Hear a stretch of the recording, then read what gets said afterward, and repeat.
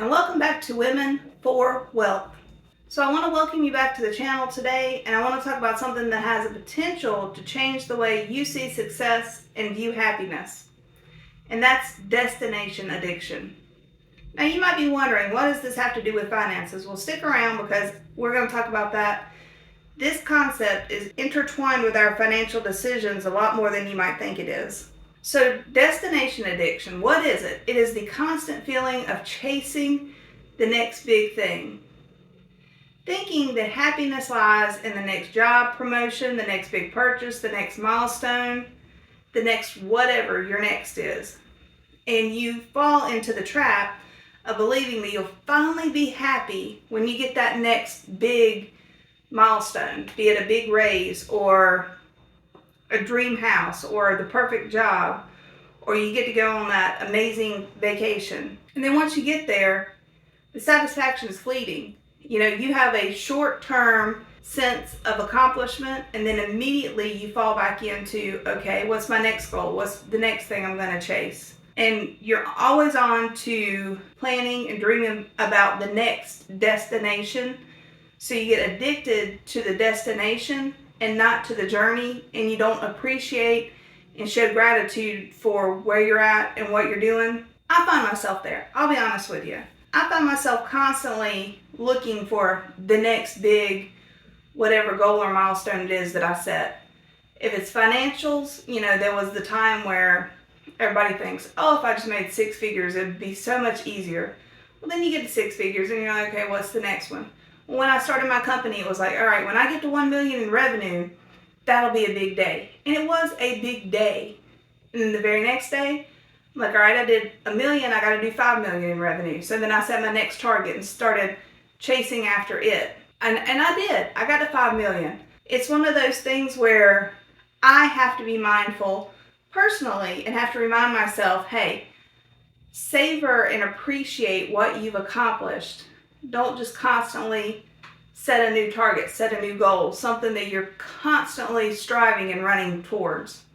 Because that is exhausting over time. I'll be honest with you. It just becomes, it's a labor of love, in that you're going and running after things that you want in your life. You want more money, you want, high paid jobs, you want the perfect vacation. Maybe you want that fancy car, or maybe you want the fancy house, whatever it is, it's a labor of love, but it's still labor. It's still effort. It's non-stop effort because you are constantly addicted to the destination. So you need to stop, take a moment, take a deep breath, and appreciate the journey. So how do we connect this to finances? So destination addiction can lead us to make financial decisions that aren't always aligned with our values. You might spend money on things that make you happy in the short term, but in the long run, because you spent that money instead of investing it, it's not true long-term happiness. It's actually short-term pleasure. And when you look at what maturity is, it's not an age, it's not a birthday number. Maturity is when you can delay gratification, you can make long-term plans, and you can do short-term sacrifices for long-term gains. That is the opposite of being childish and petulant and just, chasing short-term pleasure. So when you look at your wealth journey, it needs to be a long-term strategy. It is not a quick rich scheme. Quick rich schemes, some get rich, some don't. A lot of people lose money. Typically in a get rich quick scheme, there are 1 or 2 people at the very top that make a lot of money, and everybody else just doesn't. They lose money. So how do you get away from this destination addiction? Because we want to make good financial decisions that are going to align with our values and help us to be happy long term. Bigger house, luxury car, expensive vacations are short-term pleasure seekers. That's only a short temporary joy. And we want to break that cycle of spending and accumulating debt in the pursuit of happiness, because that actually prevents us from reaching long-term happiness. So how do you break the cycle of destination addiction? Shift your focus to the present. Start appreciating what you have right now. Make a list of things you're grateful for. Revisit it regularly. This is a simple practice that can help shift your mindset from what you're lacking to what you already have. And then you have a life of gratitude, gratefulness, and you will be more happy and more fulfilled. You know, one of the things that my youngest son and his girlfriend does is they have a gratitude journal. So every night after dinner, they sit down and they each write separately in their journals what they're grateful for. And it's a great thing for a couple because then they read to each other what they wrote. And a lot of times, you know, they'll have gratitude items about the other person. And so it's just a great way to strengthen that bond when the person that you're with hears you say, I'm grateful for you. I'm grateful that you did XYZ today. And so this is just a good exercise for you as an individual, but it really is a good thing for a couple too. So what else can you do? Set financial goals based on your values. Don't chase the next shiny thing, but focus on long-term goals that align with your core values. Maybe that's saving for a comfortable retirement. Maybe it's because you want to start a business that you're passionate about, or you want to invest in experiences rather than things. And so whatever that is for you, think about it. What do you value? What would you put the most value in? And then make those your goals. You know, if it's starting a business that you're passionate about, I did that. I think that's great. I was able to bootstrap my company, and I think that's the best way to go. If you have a startup and you immediately have a loan you got to pay back, or you've got angel investors or some other investor that's, you know, tapping on your shoulder, breathing down your neck, you know, how are you going to 10x this thing? You know, that's what investors want to know. They want to know how you're going to 10x because they want to get their investment back plus some. I mean, that's why you invest, isn't it? You invest because you want your money to grow. So you're going to be pushing that startup founder to constantly grow the business. Whereas if you do like I did and you self-fund, I didn't have anybody telling me what to do. I didn't have a bank or anyone else tapping me on the shoulder asking me for loan payments every month. I was able to manage and grow my business slowly over time. For me, it was much better. It was less stressful. It was a lot easier. And I liked having total control. So that's something to think about. If that's a goal of yours, make it a financial goal first.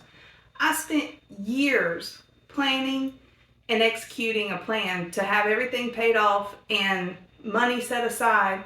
But I spent years planning and preparing before I ever even launched my company. So if you want to start a company, I think that's a great thing to do, but start with your financial plan. Start by managing your money, preparing, getting everything paid off, get money set aside for your starting funds. See if you can do like I did and just self-fund it, bootstrap your new company. For me, it was the right way to go. Something to think about. So the next thing you can do is be mindful about your spending. Before you make a big purchase, ask yourself if it's something that will bring you long-term joy or temporary pleasure. Is it a short-term fix, or does it align with your long-term goals and values? Now, Dave Ramsey, he says don't make any big purchase without sleeping on it first. So if you want to buy something that's a big purchase, hold, pause, go home, get a good night's sleep, think about it, pray about it. The next day, if you still think it's a good idea and it aligns with your values, then go buy it. But don't buy it impulsively. Don't buy it on the spot. Another thing you can do is invest in personal growth. So sometimes the happiness we're chasing is really about being fulfilled. So invest in yourself, whether that's through education, hobbies, or personal development, rather than material possessions. So I know a lot of women that love the next purse or the next pair of shoes, but you know, that is a very fleeting, very short-term pleasure-seeking activity. It doesn't last. Yeah, they feel good the first couple of times they wear them, but then, you know, they get a scratch on them. You know, it's the new car. It's the new car that when you get the first door ding, it just bothers you. It just tears you up. You're seeing if you can buff it out. It's the saying goes in the South, you're hot as a wet hen. And then, you know, 5 years later, it's like, whatever. If it gets another door ding, it's just another one. It adds to the personality and the character of the vehicle over time. Find joy in the journey. And this is probably my big thing. When I changed this, it changed a lot of the things in my life. I found joy in the journey. I've had to learn to find happiness in everyday moments, not just the big milestones. It's easy to celebrate a big milestone, but they're few and far between, especially when you set really lofty goals, which I do. Life's a journey. Find joy in the process. Don't be reliant on searching for the next destination to feel satisfied. So appreciate every morning that when you wake up, show gratitude, show thankfulness. Say, you know what? Thank you, God, that I woke up this morning. Thank you for giving me another day of life, because you're not promised to have another day. So be grateful that you're even alive. Be grateful that you can do anything that you want to that day, and then decide what you want to do. And yes, there are going to be days that you're going to have to sit in the office and you're going to have to work. That's just part of life. But find the positive in that. Find joy in it. Find things that make you happy. You know, my husband, a lot of times, he will sit and he'll listen to podcasts, or he'll listen to some of his favorite musicians. He will do other things while he works. So find ways to enjoy the journey. In conclusion, destination addiction is a mindset trap that can lead you down a path of endless chasing without ever finding true contentment. So focus on the present, set meaningful goals, and be mindful of your financial choices. Break the cycle and find happiness where you are right now. Happiness isn't found in the next place, the next job, or the next purchase. It's right here in the present moment. Thank you for tuning in. If you found this video helpful, don't forget to like, subscribe, and share with your friends and family. Until next time, take care and stay financially mindful. And I pray that each and every one of you will find happiness in the journey. Contact me below if you have any questions or comments. Thank you.